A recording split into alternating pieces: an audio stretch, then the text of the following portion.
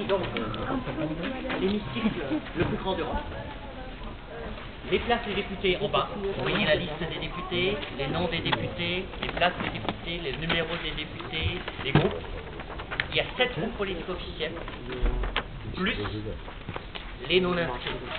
Les non-inscrits, c'est un groupe d'indépendants. Les non-inscrits, c'est pas un groupe politique, les non-inscrits. Donc les groupes politiques, il y en a 7. Les non-inscrits, c'est groupes indépendants. Dans les non-inscrits, il y a surtout des extrêmes droites. Des gens d'extrême droite.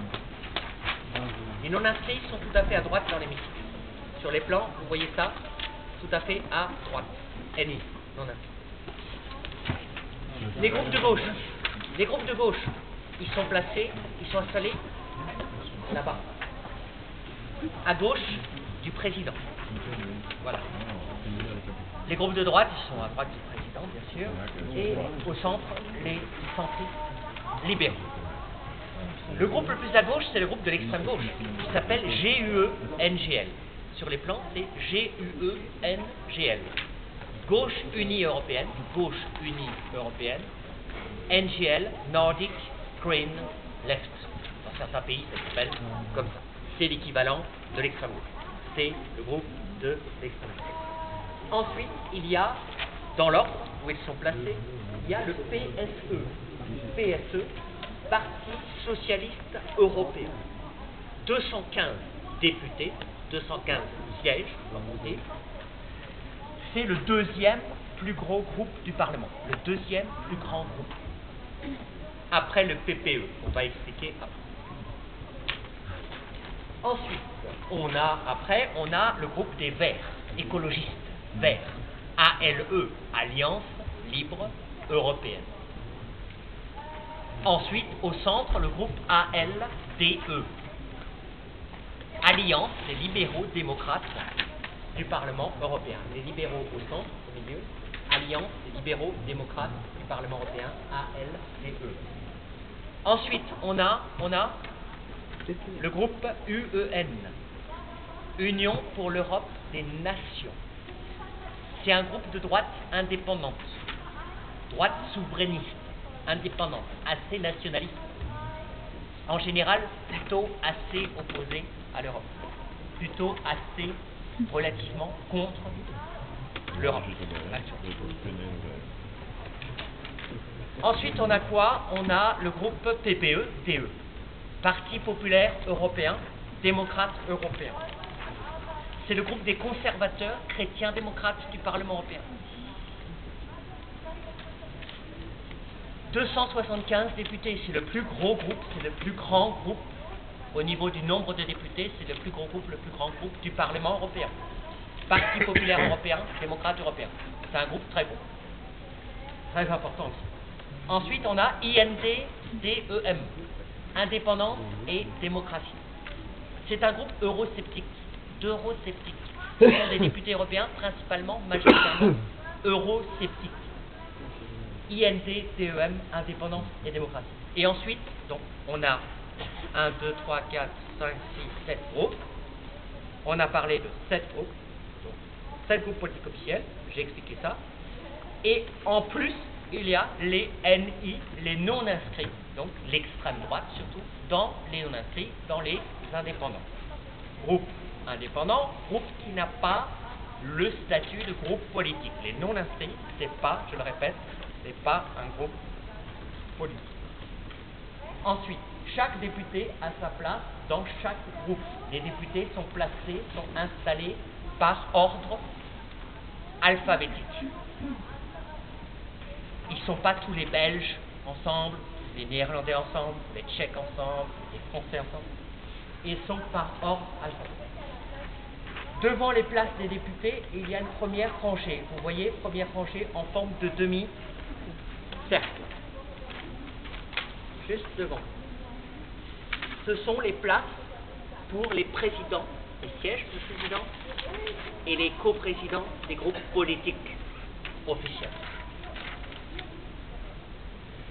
Les cabines d'interprètes, 23 langues, les différentes cabines, toutes les cabines d'interprètes, des deux côtés, en bas, en haut, les cabines d'interprètes. Dans chaque cabine, il y a 3 interprètes. Chaque interprète travaille pendant 15 minutes, dans plusieurs langues différentes.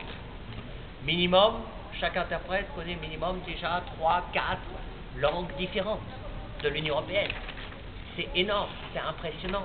Ce sont des fonctionnaires, les interprètes qui travaillent ici sont des fonctionnaires européens, du Parlement européen. Ils sont employés par le Parlement européen, ils sont payés par le Parlement européen. Ils ne travaillent que pour le Parlement européen.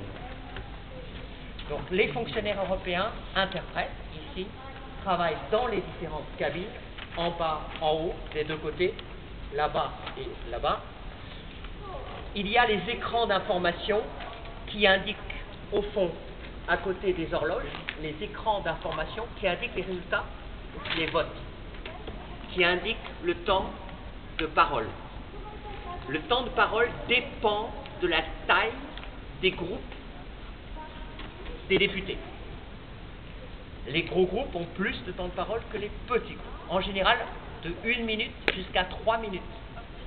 1 minute pour les plus petits groupes, 3 minutes en général pour les plus grands groupes. Donc, les résultats des votes, les résultats généraux des votes, le temps de parole et la liste des personnes qui parlent officiellement. Les orateurs officiels, les personnes qui parlent officiellement, les personnes qui interviennent officiellement. Il y a la liste des noms, ici, sur les écrans. Le sujet du débat, en haut des écrans. Les débats sont publics. Vous pouvez venir assister à une séance, à un débat pendant la session. C'est public. C'est ouvert au public, c'est ouvert aux groupes, c'est ouvert aux individuels. C'est possible. C'est ça aussi la transparence du parlementaire. Vous avez vu aujourd'hui un bâtiment très transparent. Vous visitez aujourd'hui un bâtiment très transparent. Le vert est partout ici. Le vert, c'est la transparence, c'est la démocratie. L'image de la transparence, c'est aussi l'image de la démocratie. Il n'y a pas de démocratie s'il n'y a pas de transparence. C'est un message important des architectes. Entre parenthèses, les architectes, je ne sais pas si je vous l'ai dit, je ne crois pas. Les architectes, c'est un groupe d'architectes de Paris. Je vous l'ai dit? Oui. Architecture Studio Europe. Oui, 5 années de construction, bâtiment ouvert en 1999. Donc, le vert, c'est très symbolique. La forme de l'hémicycle aussi, d'ailleurs, est très symbolique. La forme de l'hémicycle, ici, c'est l'ellipse. La forme elliptique, l'ellipse. Pourquoi l'ellipse ici? Parce que l'ellipse, en fait, c'est le symbole du débat démocratique. L'ellipse représente la symbolique, le symbole du débat démocratique. Donc la transparence, la démocratie, l'ellipse, le débat démocratique, etc. Tout ça c'est très important aussi, c'est très symbolique aussi, cette construction est très symbolique aussi. Donc, je vous disais, ce Parlement européen, ces bâtiments ici, cet hémicycle ici, est ouvert au public, les sessions sont ouvertes au public. Ce bâtiment, cet hémicycle, sont ouverts aussi au public pendant les semaines où il y a les sessions parlementaires. À Strasbourg, à Bruxelles, les sessions sont aussi publiques. Les sessions additionnelles extraordinaires de Bruxelles. Les 6 sessions annuelles chaque année de Bruxelles sont aussi ouvertes au public. Donc il y a beaucoup de visiteurs qui viennent à Bruxelles et à Strasbourg suivre les débats, les séances pendant la session. Par contre, parfois, vous arrivez ici pendant la session, vous suivez un débat, parfois il n'y a pas forcément beaucoup de députés présents dans l'hémicycle pendant les débats. Mais souvent, en même temps que les débats, souvent il y a des réunions. Les députés sont beaucoup plus présents, souvent, en règle générale, en réunion. Le vrai travail, le travail de fond, le travail le plus important, le travail en général se fait en réunion, beaucoup plus. Donc pour un député, c'est plus important d'être en réunion que d'être en séance, en débat. Sauf pendant les votes.